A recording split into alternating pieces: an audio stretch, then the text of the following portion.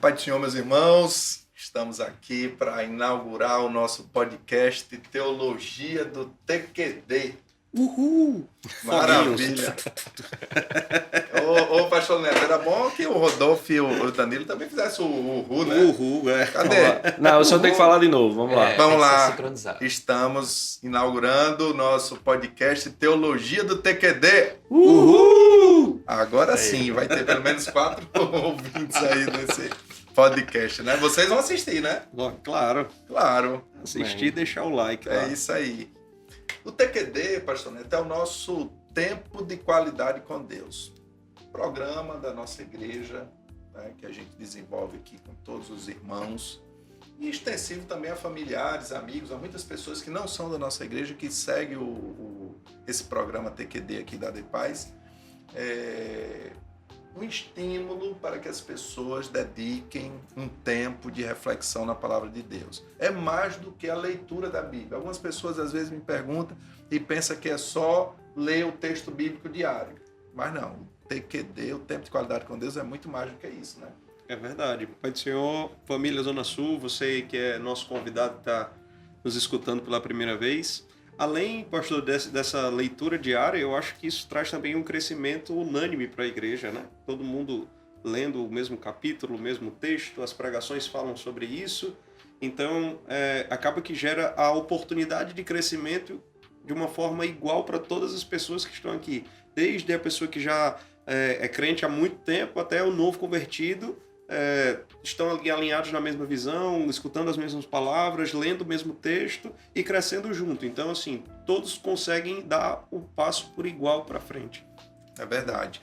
A gente sempre tem orientado aqui, Danilo, aos irmãos fazerem ou reservarem esse tempo de qualidade com Deus nos primeiros minutos do seu dia, né? Pelo menos os primeiros 30 minutos, a primeira meia hora, é ali para ele estar orando, fazendo a leitura da Bíblia, meditando, lendo a pérola, o TQD, que a gente também sempre envia diariamente. Qual a tua experiência com o TQD aí? Como é que... Pastor, eu sou muito sincero, né? Meus hábitos são mais noturnos, né? De leitura, de estudo. Mas de um tempo para cá eu tenho conquistado, né? Esse momento aí pela manhã, né? De fazer o meu TQD pela manhã e de fato faz toda a diferença, né? Fazer nesse momento inicial do dia ali, aquela palavra que você se alimenta dela logo nas primeiras horas do dia, né? E de fato você fica ali ruminando, né? Entre aspas, ali, aquela palavra e ela meio que fortalece você já pro decorrer do seu dia, né? Assim, inclusive algumas pessoas, né, na área de nutrição aí, nutrólogos, nutricionistas, né, eles orientam que a nossa primeira refeição do dia deve ser a melhor de todas, né, Rodolfo? É comer como um rei, né? Come como um rei, o café, né? O café como um rei, aí o resto eu não sei. Não, é almoço como príncipe. Como príncipe e o jantar como um mendigo, né? Como um mendigo, né? E se no nosso corpo isso faz algum sentido, também faz muito sentido em relação à nossa predisposição para alimentar a nossa alma e o nosso espírito. A gente realmente começar o dia se apresentando diante do Senhor, né? Para se encher de Deus, isso experimentalmente para a minha vida, isso tem feito muita diferença já há alguns anos, né? E a seu exemplo, Danilo, muitos irmãos aqui da igreja também têm testificado isso, né? Que não tinha esse hábito de fazer de manhã cedo e que depois que passaram a ter esse tempo logo cedo, isso tem feito uma diferença gigantesca, brutal em suas vidas, né? Então é isso aí. O TQD é o nosso tempo de qualidade com Deus, é o tempo de meditação diária na palavra de Deus, de oração, de consagração, né? de adoração. E agora, né, a gente está com esse podcast. Né? Me fala um pouquinho aí como surgiu essa ideia do podcast Teologia TQD. Conversando aqui com os irmãos, pastor Neto um dia chegou com essa luz acesa, né? E eu, na hora, já concordei em a gente iniciar esse projeto do podcast Teologia do TQD.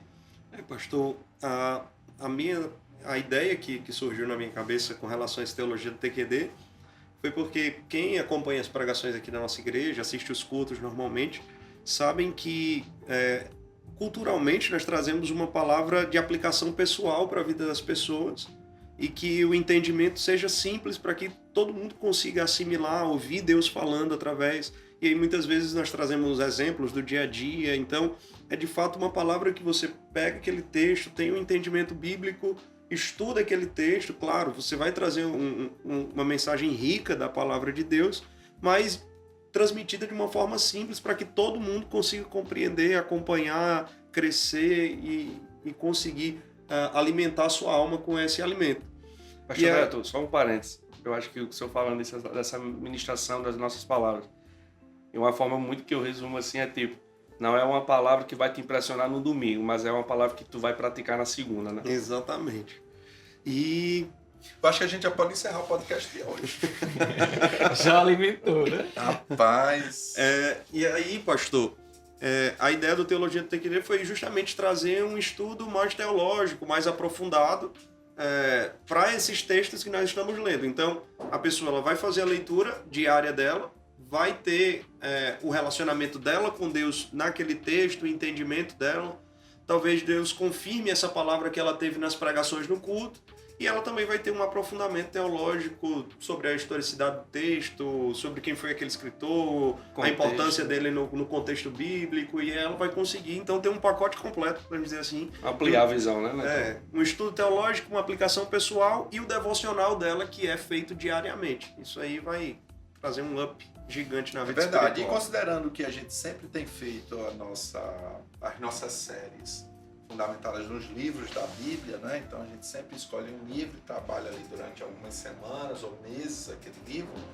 Então, de fato, faz todo sentido a gente ter esse momento para discutir a autoria, destinatário primário dos livros, né? As principais doutrinas abordadas ali naquele contexto. A teologia que a gente aplica nas ministrações é muito voltada à teologia prática, né? Como vocês já falaram. E aqui no podcast a gente vai poder sistematizar algumas dessas doutrinas, alguns desses pontos e trazer aí também, Danilo, subsídio arqueológico, né, histórico, alguma característica do tempo, cultural, social. Que enriquece, né, pastor, a leitura? Enriquece a leitura e enriquece o entendimento. Porque muitas passagens na Bíblia a gente só consegue entender de forma mais ampliada. Aquele fundo histórico, cultural, né? Exatamente. Do tempo do escritor. Se a gente abstrair desse conhecimento, a gente pode, inclusive, fazer uma aplicação errada. Né? A gente pode ter um entendimento divergente. Ele pode mencionar um costume muito específico da época, a gente extrair aquilo ali e inventar um conceito espiritual que não existe. Exatamente. Né?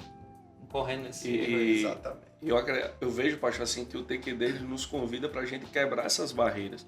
Não ser apenas uma leitura qualquer devocional.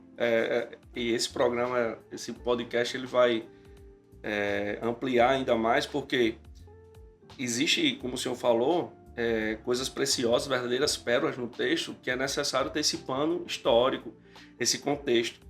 E fazer uma leitura sem isso é como a gente jogar água na peneira. A gente vai deixar passar muita coisa, né? Então, quando a gente entende o contexto, entende a história, entende os aspectos, a gente coloca um pano para que não haja esse desperdício do texto, né? É verdade. Da riqueza do texto. Então é isso. Esse é o episódio número 1 da série do TQD em Tiago, né? E hoje estamos com os 2 primeiros convidados, pastor Neto. Os 2 primeiros convidados já falaram bastante, mas eu queria apresentar eles, porque se você não congrega aqui conosco na ADEPAI Zona Sul, né? Nós somos a ADEPAI Zona Sul, situado na cidade de Natal, no Rio Grande do Norte. Você pode nos seguir lá no Instagram também, se você quiser. E nós estamos aqui com o Rodolfo, que é o líder da Juventude Up, e com o Danilo, que está auxiliando o pastor Wander, que é o líder do discipulado. O Danilo está auxiliando ele aí na parte do discipulado. Então nós temos essa conversa aqui hoje bíblica com 2 presbíteros da nossa igreja. Rodolfo e Danilo são presbíteros e trabalham aqui ativamente. Então, além do conhecimento bíblico, nós temos o conhecimento prático daquilo que Deus faz através da sua palavra. que nós vamos falar então hoje sobre o capítulo 1, né? Os primeiros versículos ali do capítulo 1.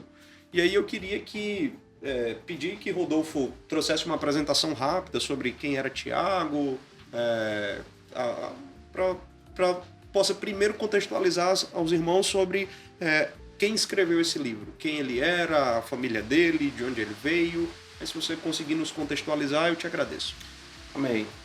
Tiago, a gente precisa deixar claro para ter esse entendimento de que tem alguns Tiagos na Bíblia, né, para a gente não confundir. Né? Tem lá o Tiago de Zebedeu, né, filho de Zebedeu, conhecido como filho de Trovão, que é o amigo, o irmão de João também, o pescador, né, como o pastor diz. Não é o Tiago do Pedro e Tiago e João do barquinho, né?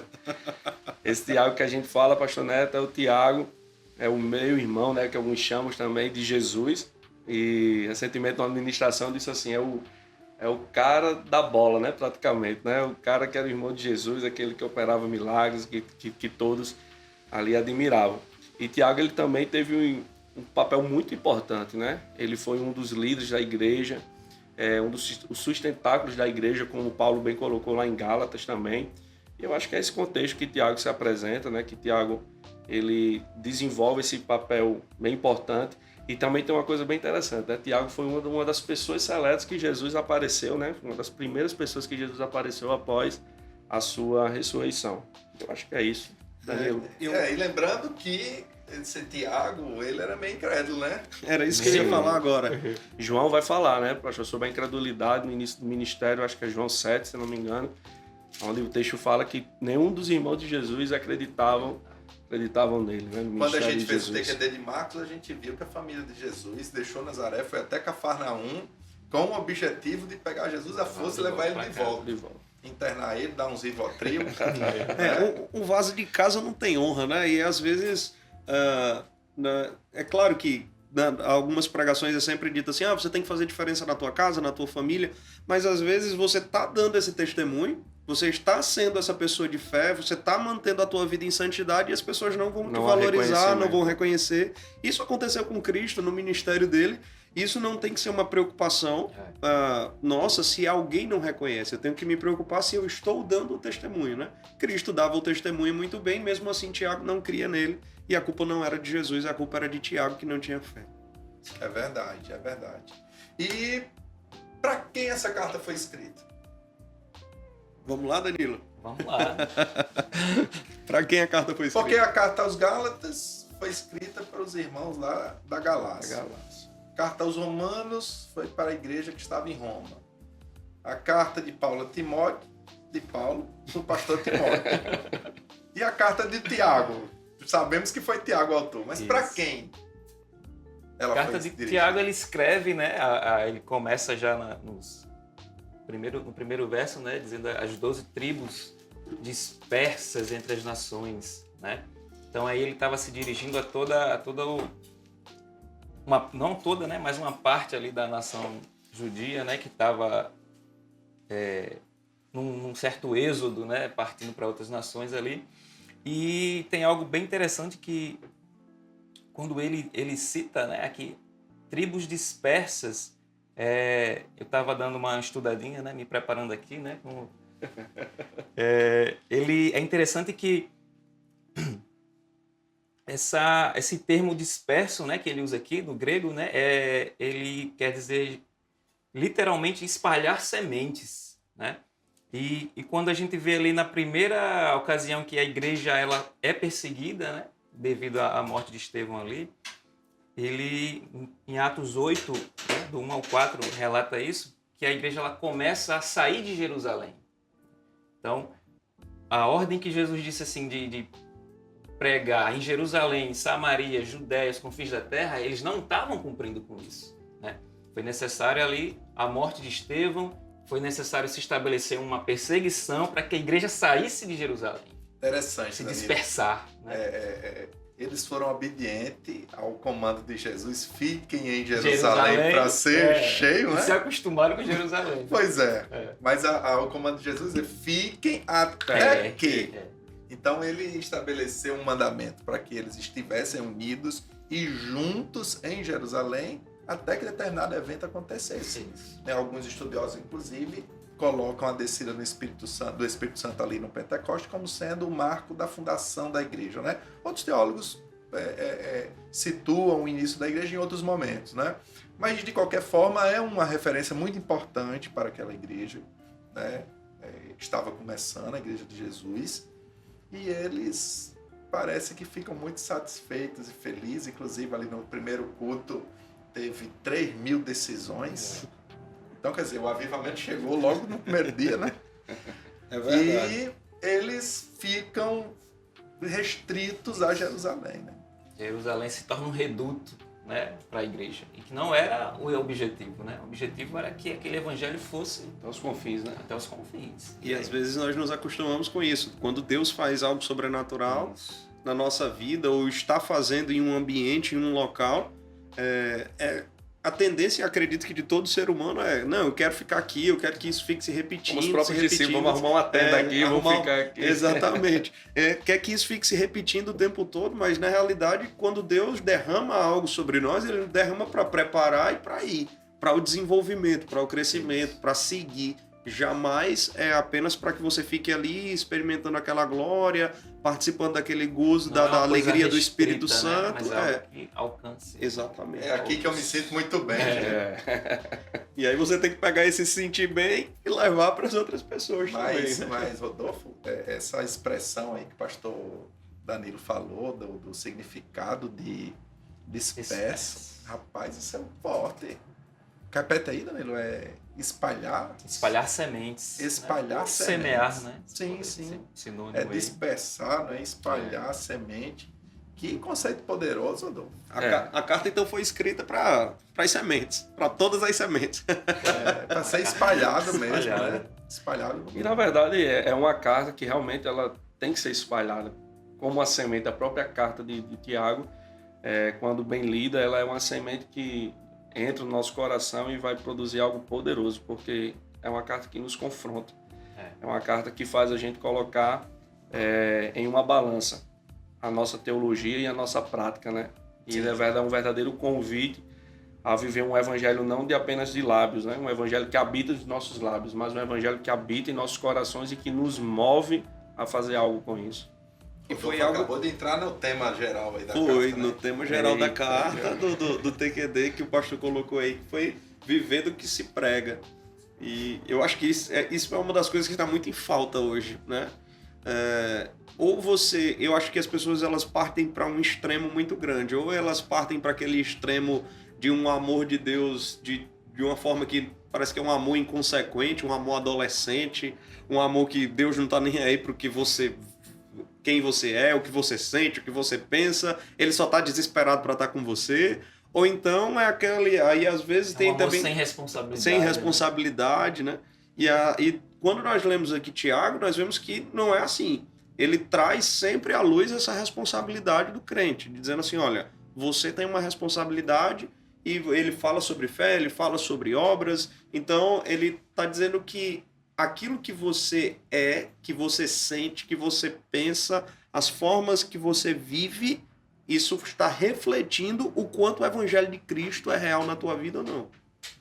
E aí, tem até um versículo-chave, né, sobre isso, que é Tiago 2,18. Se o presbítero Danilo conseguisse ler aí essa referência, eu acho que vai trazer uma luz para quem está ouvindo. Tiago 2,18, né, ele diz assim: entretanto, alguém poderá afirmar, tu tens fé, e eu tenho as obras. Mostra-me tua fé sem obras, e eu te mostrarei minha fé mediante as obras que realizo. Eu acho que esse versículo contextualiza muito bem o que nós estávamos falando aqui e o que o Rodolfo acabou de citar, né, Rodolfo? A gente vê que algumas pessoas acabam invertendo a ordem das coisas, né? Colocando a obra como a causa disso, mas a obra, na verdade, ela é uma consequência. E se a gente inverte isso, para os dois lados a gente se perde. A gente não consegue se você põe as obras, você torna a graça em um legalismo Exatamente. vazio, né? Árido. E como também aquela questão de você só a fé. Eu tenho fé e isso é suficiente, certo? Como assim é suficiente, né? Porque assim, ela tem que ser manifesta. E ela vai ser manifesta como? E aí o texto traz, né? A questão das obras, isso produzir. É aquele negócio. Se algo é bom para mim, se algo me transformou, isso tem que se resvalar em alguma coisa. Não dá para eu me encontrar com o evangelho e permanecer do mesmo jeito. Não dá como eu receber e ter um encontro e permanecer a mesma pessoa. Isso não... Se acontece isso, é porque, de fato, a gente tem que se atentar para uma não conversão. É interessante que, se a gente pensar, por exemplo, no amor de Deus, né? E Deus poderia dizer para o homem, eu te amo infinitamente, eu te amo demais. Ou alguém pode falar do amor de Deus, para Deus ama o mundo demais. Tá, e daí? Né? João 3,16 diz assim, Deus amou o mundo de tal maneira que deu seu Filho. Houve a manifestação visível desse amor de Deus.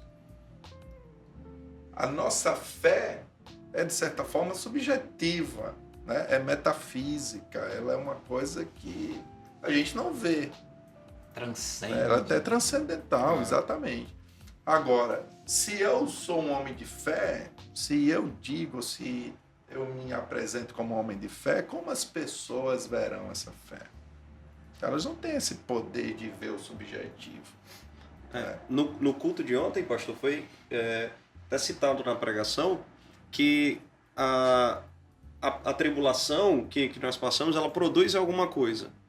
E aí eu acredito que essas boas obras que são produzidas através da tribulação são frutos da nossa fé. Se eu tenho uma fé em Cristo, se eu creio nele, eu preciso externar isso. Então, assim, as pessoas às vezes dizem, eu entreguei a minha vida para Cristo, e elas acham que isso é suficiente. Só dizer isso, eu entreguei minha vida para Cristo. Mas você entregou como? Às vezes você entregou a sua vida, mas você não tem tempo de orar. Então você não entregou a sua vida. Você entregou a sua vida, mas você não tem tempo de ler a Bíblia. Você não entregou a sua vida. Você entregou a sua vida, mas você não tem tempo de fazer a obra de Deus. Então, assim, você está apenas com palavras vazias dizendo que você... Palavras estéreis. E, na verdade, a entrega da vida a Jesus, ela não pode se dar início ao não reconhecimento do seu estado pecaminoso, de um arrependimento. E se eu entrego a minha vida, cara, eu entreguei minha vida a Jesus e eu ficar do mesmo jeito, tá errado, como o pastor Neto colocou. Porque a entrega da vida a Jesus, ela parte do ponto de que eu necessito de uma mudança. De uma direção. De uma direção. Eu preciso mudar.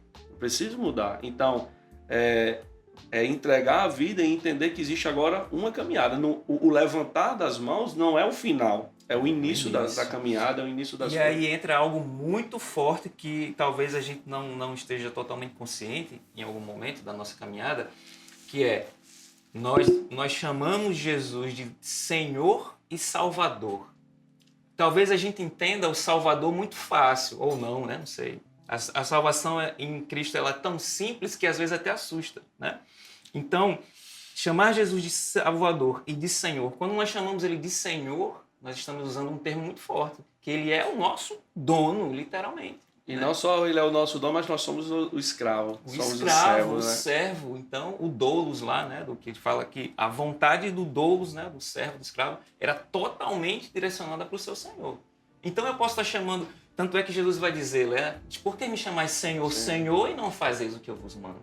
Ele vai dizer isso para alguns, né, quando chegar lá no tempo. Então, chamar Jesus de Senhor e não cumprir o que este Senhor determina é uma coisa meio inconsistente, né? Paradoxo. É interessante que algumas pessoas dizem que a carta de Tiago é uma das cartas menos evangélicas do Novo Testamento. É forte, né? Né? Por outro lado, Tiago ele já começa se declarando como doulos. Né? E embora não fale tanto de Jesus na carta, por outro lado, ele já começa reconhecendo Jesus como seu Senhor, ele como escravo. Porque literalmente aqui no capítulo 1, versículo 1, onde ele se identifica como servo de Deus e de Jesus, servo é doulos mesmo, é escravo. É aquele cuja vontade está totalmente entregue a Jesus. Né? Que coisa poderosa. Pastor, e dentro desse doulos, estava vendo um estudo e vi algo bem interessante. A essência do doulos é uma posição que quando a gente se coloca, a gente tem que entender 3 coisas. É uma posição de obediência completa, é uma posição de humildade absoluta e de lealdade inabalável. Meu Deus, merece ser repetido isso aí. Vamos lá. Primeiro, Quando eu assumo a posição de marcador dor. texto das palavras de Rodolfo agora, viu? a gente precisa até pedir pro pessoal botar no comentário é aí. verdade. Não, a questão do doulos, né, da gente ser servo, a essência disso, ela reflete em algo para mim, que é a obediência completa, Obediência completa, a humildade absoluta humildade absoluta e a lealdade inabalável. lealdade inabalável. E aí tem um negócio interessante. A minha obediência, ela é a minha tarefa. A minha humildade é a minha posição. E a minha lealdade é o estado de relacionamento que o Senhor espera de um servo. Meu Deus. Glória a Forte Deus. isso aí, viu? E, então, nós já conseguimos entender aqui nesse primeiro momento quem era o Tiago. Todo mundo já sabe que o Tiago é o meio-irmão de Jesus, filho de Maria e filho de José, né? Porque no estudo bíblico nós entendemos que Maria não teve somente Jesus de filho, mas ele teve outros irmãos e irmãs. Então, Tiago é um meio-irmão de Jesus, filho de Maria, filho de José, que ele, obviamente, ele conviveu no mesmo período que Cristo, mas que o seu ministério aflora após a morte e ressurreição do Senhor, porque antes ele não cria, né? Após Cristo vencer a morte, ele passa a crer. Nós vemos então também que o versículo-chave aí que nós trouxemos para o livro de Tiago no capítulo 2, do versículo 18. E para finalizarmos aqui, né, esse nosso primeiro momento desse bate-papo, antes de nós mudarmos para o tema de fé e obras, nós vemos que Tiago enfatiza muito essa questão de fé e obras, e nós vamos falar sobre isso nesse segundo momento do podcast de hoje. E aí eu queria pedir que Danilo lesse um texto de Tiago que fala sobre fé e fizesse uma explanação rapidinha aí, de 1 minutinho, para os irmãos já entenderem o contexto que Tiago traz sobre fé e aquilo que nós cremos sobre fé. Ok. Capítulo 1 de Tiago, o verso 3, né? Ele diz assim: porquanto sabeis que a prova da vossa fé produz ainda mais perseverança. É muito bonito esse versículo, né? Ele é muito lindo. Quando você ouve alguém dizer a prova da sua fé, meu irmão, aí você, coisa linda. Mas passar, se submeter à prova da fé é um negócio que dói um pouquinho, né? É um processo. Mas a gente vê aqui que o Espírito Santo está nos mostrando o grandioso valor, né, que tem quando a nossa fé ela de fato é provada, e que ela vai resultar. E aí, eu lendo aqui, né, eu entendi algo interessante. Ele diz que a prova, eu até destaquei os termos, né? A prova da fé produz ainda mais perseverança. Eu entendo que uma fé que não é provada, que não é testada, é uma fé improdutiva. Certo, Rodolfo? Se você tem algo, se você é possuidor de algo, um instrumento, o que quer que seja, aquilo tem uma finalidade de existir. Para que um computador existe? Para você utilizá-lo. Para que uma ferramenta existe, uma furadeira existe? Para ser utilizado para algo.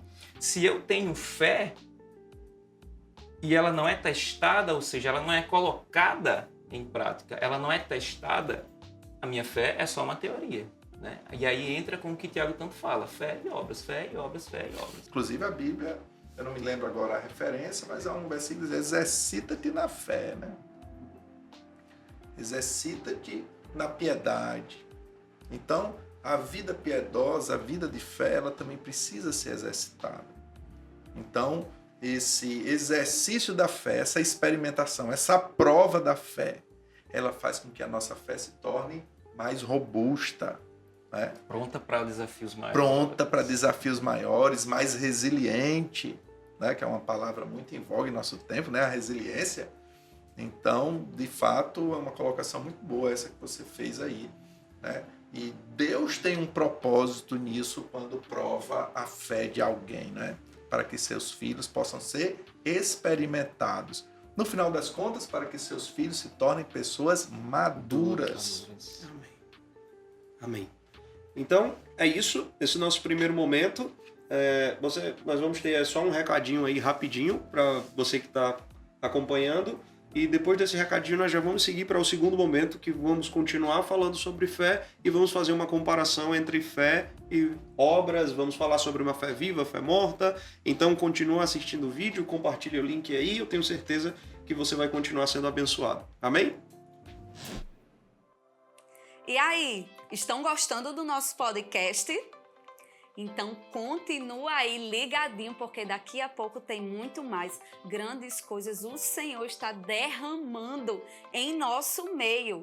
E por falar nisso, você já conhece a nossa igreja ADEPAZ Zona Sul? Somos uma família com quase 3.000 servos apaixonados. Estamos localizados aqui na rua Delmiro Gouveia, número 19. E você é nosso convidado. Nós temos cultos durante toda a semana.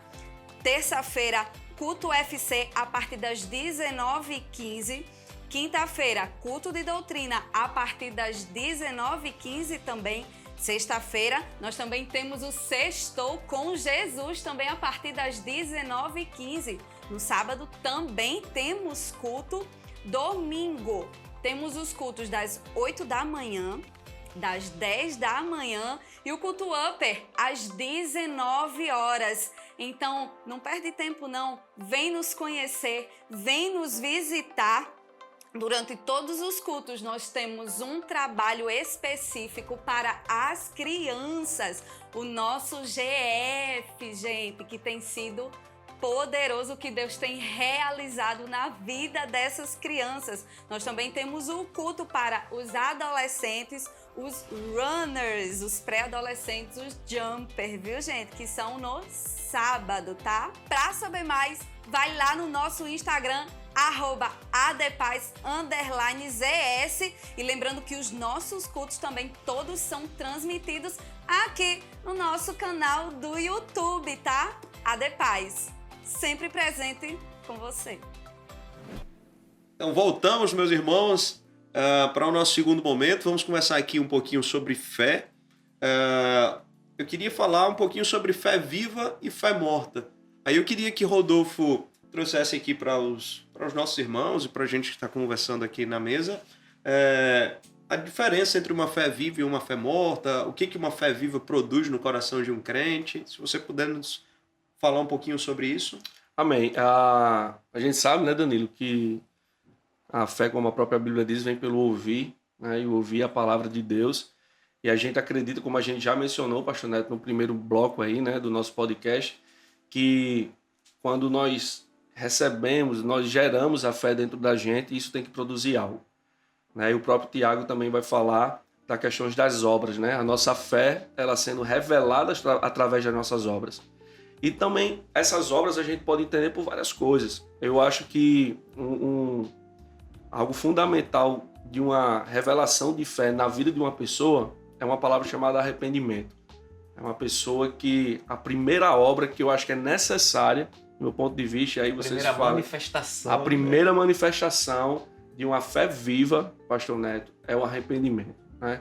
É a obra onde se inicia o processo de santificação na vida de um cristão, e eu creio que Deus nos chama para isso, né? Deus chama para que a gente viva esse processo de santificação. E a fé morta é aquela fé que simplesmente me coloca num estado de que eu acredito em algo e aquilo eu não preciso me mover em nada. E foi uma das coisas que Tiago mais combateu aqui, foi essa questão da hipocrisia e religiosidade. Eu acho que a fé morta se encaixa bastante nisso aí, nessa questão da religiosidade. É o cara que pratica os rituais, ou que vem para o culto, ou até mesmo uma pessoa que, sei lá, que lê o texto bíblico, mas ele lê apenas para ter um entendimento humano. Eu acho que isso... Fé é perfeito. A fé morta, no meu ponto de vista, é uma fé que ela é alimentada por essas questões de religiosidade, questões de rotina, né? Tem muita gente que diz assim, eu vou para a igreja no domingo, passo a semana pecando, mas eu vou lá na igreja no domingo me lavar, né? E na verdade o consentimento dele, a ideia dele é de que a presença dele em um culto é algo suficiente para que ele tenha uma vida de santificação, e não existe responsabilidade sobre isso. E dentro disso também tem muitas vertentes que acabam prejudicando esse entendimento das pessoas, que é que não existe responsabilidade na graça. Não é? não existe responsabilidade também na fé. Eu acredito, e tanto a prova é que quando às vezes a gente vai evangelizar alguém, cara, você conhece Jesus, você já tem um relacionamento com ele, eu tenho fé. Eu já tenho ele no meu coração. Eu creio em Deus. Eu creio em Da Deus. minha forma, eu creio em Deus. Entra a subjetividade. Faz muito bem, até os demônios creem. Até os demônios creem. E Exato. as pessoas não têm um entendimento do que de fato é fé. Eu acho que o Rodolfo colocou muito bem aqui no início da fala dele, quando ele disse que a fé é produzida por ouvir a palavra de Deus. E esse ouvir é ouvir e entender, é abrir o teu entendimento para pegar essa palavra e praticar ela. Eu acho que isso traz uma fé viva para alguém. Porque nós vemos que, com relação a obras, Jesus ele vinha e ele repreendia muito alguns dos hipócritas, fariseus, saduceus que tinham ali, porque eles faziam algumas coisas, eles oravam em público, ele rasgava a roupa, ele demonstrava que ele estava jejuando. Então, aos olhos naturais, aquele cara estava produzindo muita coisa de obra, mas a fé dele era morta, ele não cria, ele estava fazendo aquilo para impressionar fulano, sei lá, é a pessoa que faz a leitura bíblica para ter um entendimento só para que numa conversa ela saiba o que falar, mas não para aplicar na vida dela, para saber pregar, mas não para aplicar na vida dela. Isso é uma fé completamente desvirtuada, é uma fé completamente fora daquilo que Tiago está explicando aqui. São apenas conceitos intelectuais, filosóficos, estéreis, né? Exato. Se não produz resultado, se não produz mudança, se não muda o caráter da pessoa, se não manifesta o reino de Deus nas suas atitudes. Isso que o pastor Neto colocou é interessante, porque a gente para pensar. A fé é praticamente a essência aí do evangelho, né? E quando a gente fala em essência, a gente tem que entender que a grandiosidade da essência, ela não é algo externo, é algo interno. Ela é medida aqui nas intenções do coração, naquilo que move. E eu sempre digo para a juventude aqui na igreja que a grandeza, pastor, das minhas atitudes não consiste nos meus atos, mas consiste nas motivações que me levaram a agir daquela forma, né? Como o Netão falou, os fariseus, ele tinha a prática, ele tinha as atitudes de alguém que tinha fé, porém a essência os faltava, né? A essência, aquilo que dava a legalidade para ele, a chancela para ele, não tinha. Então, as obras dele eram mortas. Por quê? Porque não tinha a fé em sua essência dentro do seu coração. Fazendo esse paralelo, então, Danilo, sobre fé e obras, eu queria te fazer uma pergunta que pode soar polêmica, mas não é. Vou passar para pastores. É sobre a fé pode salvar? A fé por si só ela pode salvar? Ou ela depende de alguma obra? Qual citação bíblica você poderia trazer para que os irmãos pudessem entender essa questão da fé e salvação? Tá. A Bíblia é muito clara, né, em dizer que a salvação é pela fé. Isso. Pela graça sois salvos, Paulo vai dizer aos Efésios. Então, assim, a salvação em Cristo, ou seja, o homem sair do seu estado pecaminoso, de condenação, né, de impiedade diante de Deus e passar para o estágio de justificação diante de Deus, ou seja, ter um débito que ele não poderia nunca pagar e ter sido pago por Jesus na cruz, basta fé. Né? Basta fé, ou seja, essa apropriação da salvação, ela simples é por reconhecer que Jesus é o Filho de Deus que veio ao mundo em carne e osso, né? Que morreu naquela cruz para pagar a nossa dívida, os nossos pecados. Então, essa salvação, ela é absolutamente pela fé. Eu costumo dizer aqui, Danilo, que para ser salvo, a gente não precisa fazer nada, nem deixar de fazer nada. Exatamente. Algumas pessoas, às vezes, numa primeira ouvida dessa afirmação, fica até chocada. Isso. Né? Porque muitas vezes associa a salvação, vou deixar de fumar, vou deixar de beber, vou deixar de me prostituir, eu vou passar a ser um cara legal, um cara honesto. Mas a salvação não tem a ver com isso. Por quê? Porque nenhuma obra de justiça que a gente possa fazer nos tornará justo o suficiente diante de Deus. Isso. Porque e nem melhora depois. Nem melhora. Né? Você pode ficar, vou jejuar porque vou ficar melhor na fita aqui com Deus e tal. Então, a melhor justiça que o melhor homem possa produzir diante de Deus é como trapo de imundície. É aquele paninho que as mulheres antigamente usavam para segurar o sangue da menstruação? Trapo de imundícia, Serve para nada. né? É para pegar e desprezar depois. Então, você falou muito bem quando considera a fé e unicamente a fé como requisito para a salvação. Que não existe meritocracia, né? Não existe. No homem, não. Os méritos é única e exclusivamente de Jesus. Por isso que Paulo, escrevendo aos Romanos, diz que ele encerrou todos os homens debaixo do pecado. E o texto de Romanos, um texto em Romanos também diz que com o coração se crê para a justiça e com a boca se confessa para a salvação. Então, a fé, ela traz a salvação à medida que você crê em Jesus Cristo como o Filho de Deus.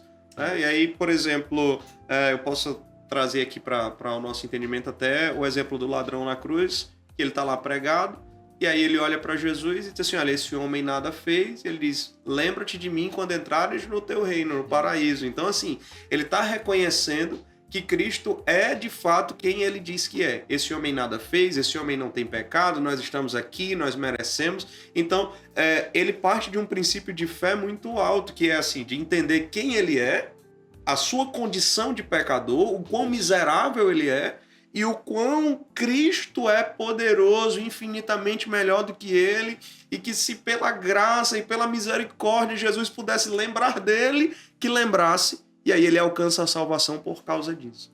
Né? Uma das cartas fala que o sangue de Jesus purifica o homem de todo pecado e de toda iniquidade, né? Então é unicamente pela fé.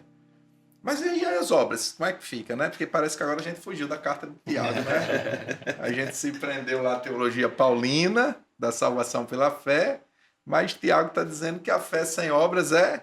E aí, como é que a gente vai convergir as duas ideias, né?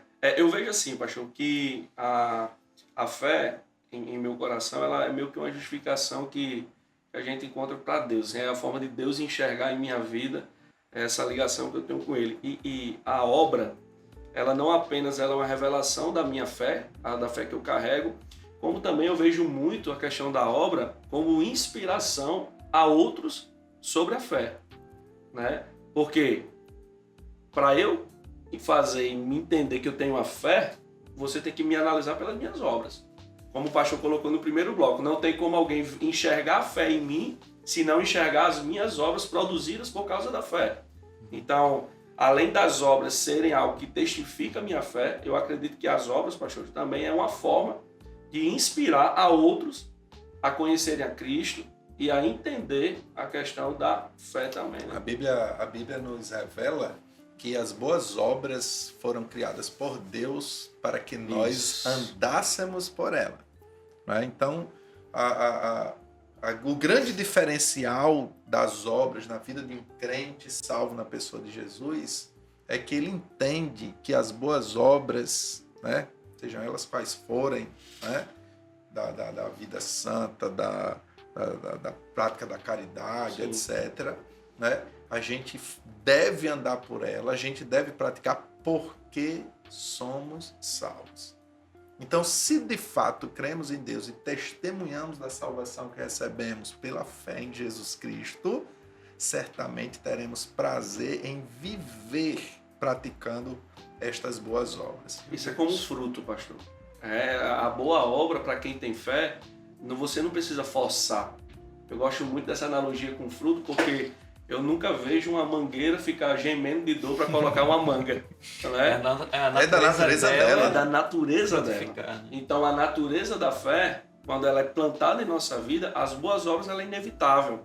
Então, não tem como você verdadeiramente experimentar e andar por fé e não ter boas obras. E isso inverte os nossos valores meramente humanos, né? De que, como o pastor estava falando, nós não precisamos fazer e nem deixar de fazer para ser salvo.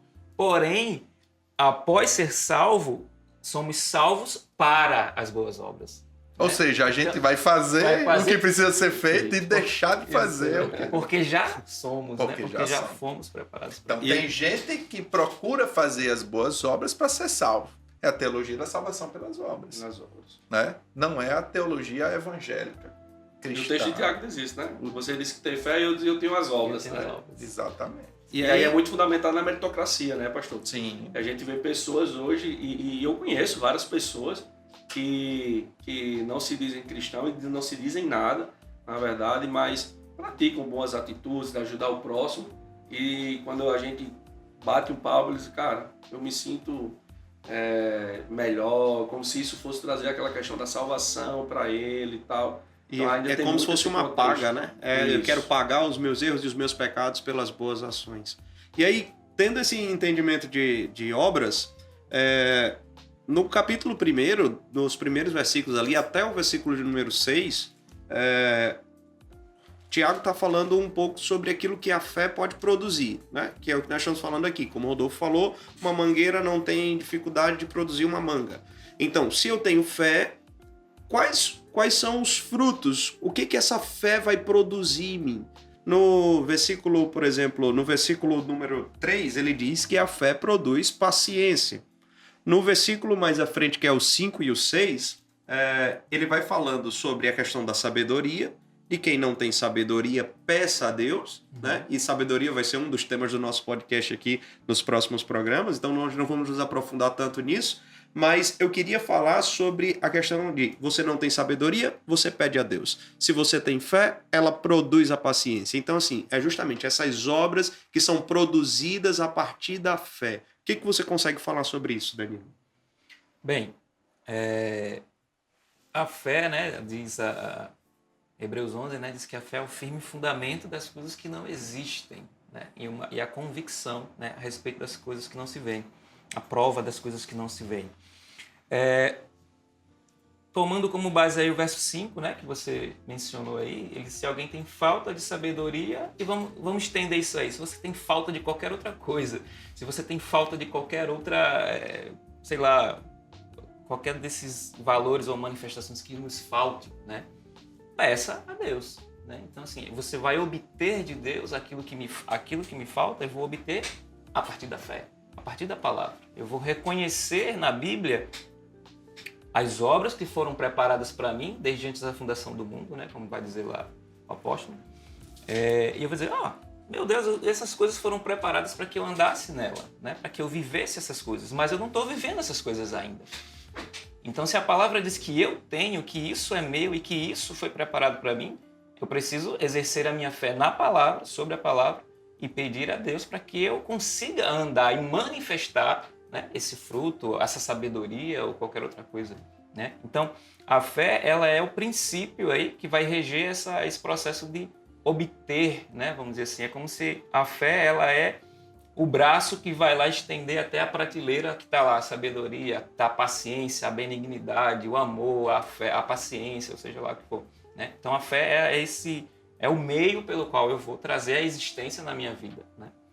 Aquilo que a palavra declara que eu tenho, que eu sou, mas que eu ainda não vejo manifesto em mim, pela fé eu vou, né, trazer isso à existência, né? Bênção. É isso aí.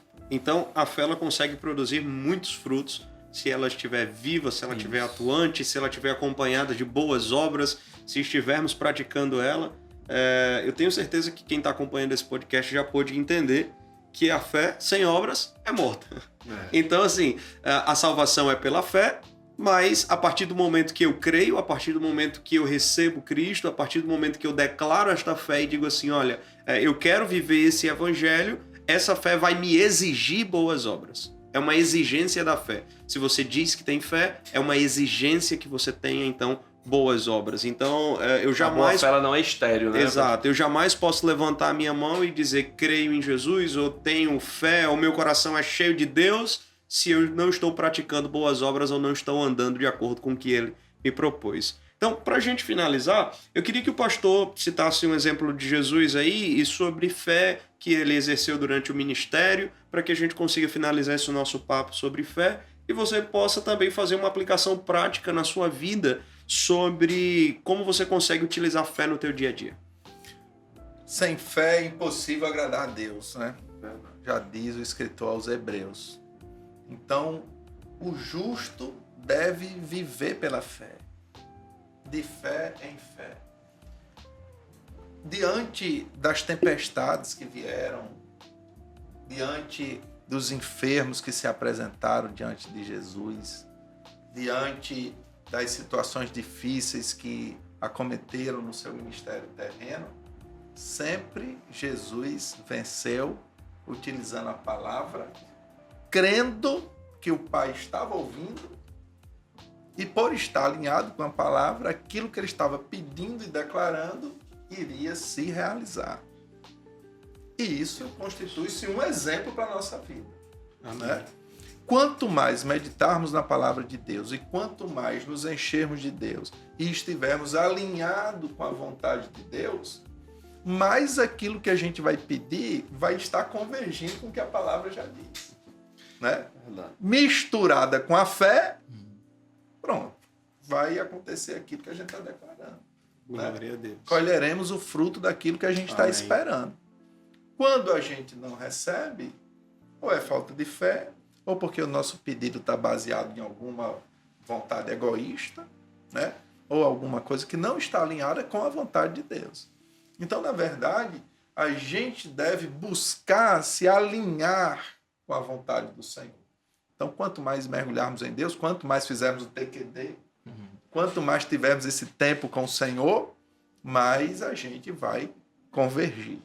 Né? Verdade. Isso aí, glória a Deus. Bom, eu queria agradecer ao presbítero Rodolfo, ao presbítero Danilo. Queria pedir que o Rodolfo falasse só aí um minutinho sobre a juventude, fizesse um convite para os jovens que estão nos assistindo, se eles ainda não participam de nenhum projeto na nossa igreja, para participarem, se é alguém que não serve a Jesus para vir servir juntamente conosco, se é uma pessoa que está desigrejada, aqui é a casa dela, por favor. É isso aí, gente. Obrigado, pastor Neto, obrigado, pastor Edson, pelo convite. É uma honra estar aqui, né? Diante desses 3 teólogos aí, renomados. Mas eu queria agradecer a participação e também, né, dizer à juventude que não deixe de fazer o TQD, né? Não deixe de participar das nossas programações, estejam sempre envolvidos. A importância de você se envolver, a importância de você estar trabalhando é o exercício da fé, né? Como foi dito aqui. E uma palavra que eu sempre carrego e sempre passo foi lá atrás, quando a gente trabalhava junto com o pastor no gabinete dele, ele olhou para mim e disse: meu filho, quanto mais você enraizar, quanto mais você estiver enraizado na casa do Senhor, mais difícil vai ser da tempestade lhe arrancar. Né? E como é que a gente fortalece as nossas raízes? Exercitando a nossa fé através das nossas obras. Então, juventude, só vem, viu? Presbítero Danilo, sobre os novos convertidos, aí você tem uma palavra. Nós estamos aí no discipulado, né, auxiliando o pastor Wander, com nossos trabalhos aí as aulas, as ministrações em relação ao batismo agora, né, já estamos aí mais da metade das aulas, né, estamos chegando quase ao final. E também estamos com o Tetelestai, né, que são uma série de 12 videoaulas, que na verdade não são meramente videoaulas, né, mas que a gente tem toda uma estrutura lá de construir um relacionamento, né, com essas pessoas que estão chegando agora ou são novas na nossa congregação, e que aqueles que estiverem nos ouvindo aí, que estiver desigrejado, que estiver aí sedento, né, por aprender, por iniciar aí essa carreira de fé aí, que as portas estão abertas aí para todos eles, e que aqueles que estiverem disponíveis também para ajudar e trabalhar também são bem-vindos também. Maravilha, graças a Deus. Então, concluímos, né, pastor Neto? Isso, pastor. Nosso primeiro episódio do Teologia do TQD. E toda semana, pastor Neto, a ideia é toda semana a gente ter um momentinho aí, né, em que a gente vai estar disponibilizando esse bate-papo informal. É uma conversa, não é? Eu não sei você, Neto, mas eu tenho a plena certeza que meu conhecimento é limitadíssimo. Né? Se o senhor tem essa certeza, imagine a gente. E aí, Danilo? Estou dizendo um negócio desse, a gente tremendo. Agora eu vou me levantar para ir embora. Eu acho que eu estou no nível 1, ou para entrar no nível 1 aí da alfabetização. Ainda bem que ele disse isso no final, senão a gente não tinha nem coragem de continuar. Não, é importante dizer isso porque às vezes alguém pensa que a gente, né, conhece, por ser pastor, por ser o líder de uma congregação, a gente conhece toda a palavra, conhece todos os segredos de Deus. Meu Jesus amado, longe disso. Mas uma coisa eu tenho convicção, Aqui tem um povo que é apaixonado pelo Senhor, Amém. né? Que busca conhecer a palavra cada dia, né? Isso. E esse é o propósito. Aquilo que o Senhor tem nos dado, aquilo que o Senhor tem nos enriquecido, a gente vai compartilhando, né? Então, eu louvo a Deus por essa oportunidade tão especial que Ele está nos concedendo de ter, né? de desenvolver esse podcast semanal, que eu tenho certeza, Neto, que vai ser bênção na vida dos irmãos, não só dos irmãos da nossa igreja, da nossa congregação, mas todos aqueles que se inscreverem no nosso canal, né, e ficarem aí. Isso, já reforça, né? Se você não está inscrito no canal, se inscreve, deixa o like, compartilha o link. Meu Deus, o cara é um youtuber, viu, Danilo? Ele nasceu para isso. Ó. Compartilha o link aí com o pessoal no WhatsApp, manda para os teus amigos. Verdade, né? Tem muita gente aí no YouTube falando um monte de abobrinha, manda ele dedicar esses minutos aí para escutar a palavra de Deus aqui, que foi ministrada pelos pastores e presbíteros da nossa igreja. Verdade. Valeu. Show! A Valeu. gente se vê próxima semana. Tchau! Valeu. Tchau, tchau.